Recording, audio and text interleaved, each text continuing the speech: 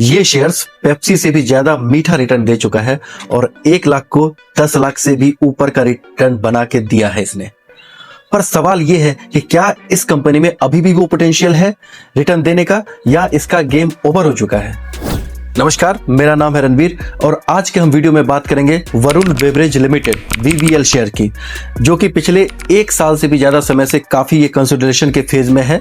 Stocks नीचे ही trade कर रहा है अपने ऑल टाइम हाई से। तो आज के वीडियो में हम समझेंगे कि कंपनी करती क्या है, इसकी डिस्ट्रीब्यूशन क्या है, फ्यूचर एक्सपेंशन क्या है और इसके कंपटीशन क्या है, इसमें रिस्क फैक्टर क्या है।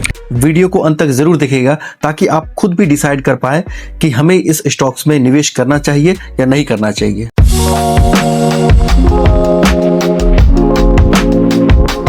वरुण बेवरेज लिमिटेड, जिसका कि एक लाइसेंस एग्रीमेंट है, एक फ्रेंचाइजी है पेप्सिको के साथ 2039 तक भारत में व्यापार करने के लिए फिलहाल ये एग्रीमेंट है। पेप्सिको का जो रॉ मटेरियल का कॉन्सेंट्रेशन होना चाहिए, उस कॉन्सेंट्रेशन का यूज करके, उस प्रोपोर्शन का यूज करके वरुण बेवरेज लिमिटेड VBL क्या करती है, मैन्युफैक्चर करती है, बॉटलिंग करती है, डिस्ट्रीब्यूशन करती है और सेलिंग करती है। कंपनी स्टेब्लिश हुई थी 1995 में। रवि जयपुरिया जी, जो कि RJ ग्रुप के ऑनर भी हैं, उनके द्वारा ये कंपनी जो है स्टेब्लिश की गई थी और उन्होंने ये नाम जो है उनके सुपुत्र वरुण जी के नाम पे, वरुण जयपुरिया जी के नाम पे वरुण बेवरेज का नाम रखा गया था। तो कहीं ना कहीं अब आपको कनेक्शन समझ में आ रही होगी कि वरुण बेवरेज लिमिटेड ही क्यों है नाम इसका। और एक चीज की मैं गारंटी देता हूं कि जो लोग शेयर मार्केट में है वो वरुण बेवरेज का नाम जरूर सुने होंगे, और जो लोग शेयर मार्केट में नहीं भी हैं वो भी वरुण बेवरेज लिमिटेड को कहीं ना कहीं जानते होंगे। कैसे जानते हैं? उनके प्रोडक्ट्स को देख करके। आइए उनके प्रोडक्ट्स क्या क्या है वो समझते हैं। पेप्सी जीरो शुगर पे खास कंपनी ध्यान दे रही है और इसके मार्जिन और सेल्स में भी काफी ग्रोथ देखने को मिली है, तो इस पे जो है कंपनी ज्यादा ध्यान दे रही है। माउंटेन ड्यू, डर के आगे जीत है, सभी जानते हैं। स्टिंग्स क्या बवाल मचाए हुए हैं, खास करके रूरल क्षेत्रों में, ग्रामीण क्षेत्रों में स्टिंग्स का एक अलग ही क्रेज है। 7 Up, Mirinda, Slice, Tropicana, Aquafina, Gatorade, Lipton, क्रीमवेल, Adrenaline Rush, Nimbooz, Rockstar energy drink. Nimbooz अभी काफी प्रचलन में आ चुका है। नींबूज की भी जो मार्केट कैप जो है काफी बढ़ रही है। ये तो इसके ब्रेवरेज हो गए। इसके फूड प्रोडक्ट्स हैं। लेज, कौन नहीं जानता है लेज के बारे में। डोरिटोस, चीटोस, कुरकुरे, जी हाँ, वरुण बेवरेज के ही प्रोडक्ट्स हैं। और सिम्बा। कंपनी जो है इंटरनेशनली एक्सपेंशन पे काफी जोर दे रही है, खास करके जो है अफ्रीकन कंट्री पे। कंपनी का इंटरनेशनली प्रेजेंस की बात करें तो कंपनी जो है 14+ कंट्रीज में जो है ऑपरेट कर रही है, जिसमें DRC, Zambia, Zimbabwe, Namibia, south Africa और भी कई सारी ये कंपनियां हैं जिस पे कंपनी जो है ऑपरेट कर रही है और अफ्रीका में खास करके एक्सपेंशन कर रही है।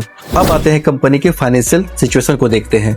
जैसा कि मैं पहले भी बता चुका हूं कि किसी भी कंपनी के फाइनेंशियल सिचुएशन को देखने से पहले हमें 4-5 चीजें देखनी होती है।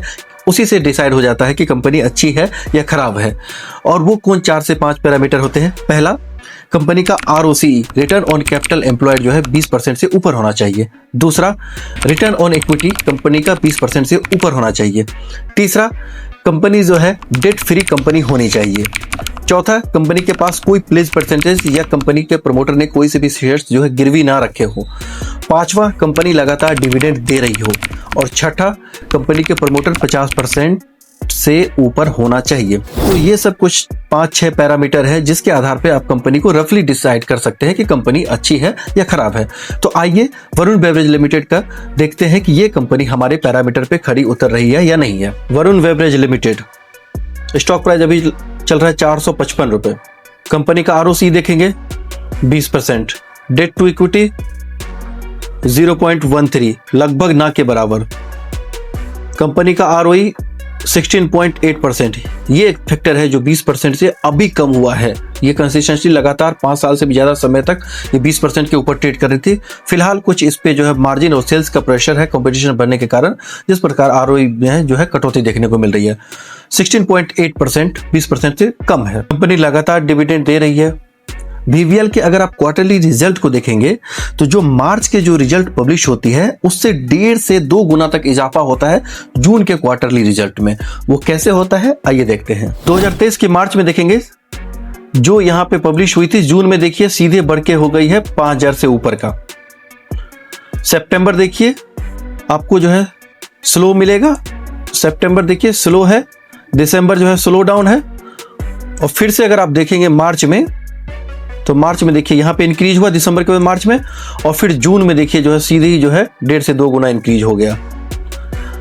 अगेन जो है सितंबर 24 में देखेंगे स्लो डाउन हुआ, दिसंबर में उससे भी ज्यादा स्लो डाउन हुआ।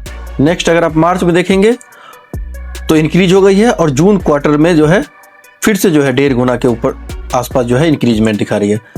फिर सितंबर में आप देखेंगे सितंबर 25 में स्लो डाउन है, दिसंबर 25 में है स्लो डाउन है। तो इस पैटर्न को देखते हुए हम एक आइडिया लगा सकते हैं कि जो मार्च 2026 के जो रिजल्ट आएंगे, क्वार्टरली रिजल्ट आएंगे, उसमें हमें निश्चित रूप से इंक्रीजमेंट देखने को मिलेगी, पहली चीज। दूसरी चीज, उससे भी 1.5 से 2 गुना इंक्रीजमेंट देखने को मिलेगी जून 2026 के क्वार्टरली रिजल्ट में। तो इससे हमें एक चीज प्रूफ होता है कि जो स्टॉक अभी जिस लेवल पे ट्रेड कर रहा है, तो यहां से मिनिमम जो है 30 से 50% का गेन सिर्फ जून तक हमें दिखा सकती है। तो इस फाइनेंशियल सिचुएशन को एनालाइज करने के बाद कह सकते हैं कि कंपनी जो है अभी भी पोटेंशियल है। आइए अब बात करते हैं इसके रिस्क फैक्टर पे।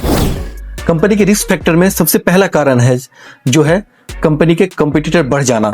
मुकेश अंबानी की कंपनी कैंपा कोला का आना। मार्केट में जो कंपटीशन है वो कोका कोला और पेप्सिको पहले से ही एस्टेब्लिश कंपनी थी। कैंपा कोला के आने के बाद जाहिर सी बात है कुछ ना कुछ जो है परसेंटेज वहां पे भी शिफ्ट होगा, जिस कारण से जो है मार्जिन ऑफ सेल्स पे प्रेशर बना हुआ था।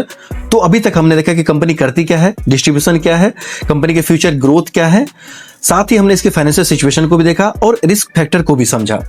जैसा कि आप सभी जानते हैं कि वीडियो सिर्फ एजुकेशनल पर्पज से बनाई जाती है ताकि एक बेटर आप आइडिया लगा पाएं।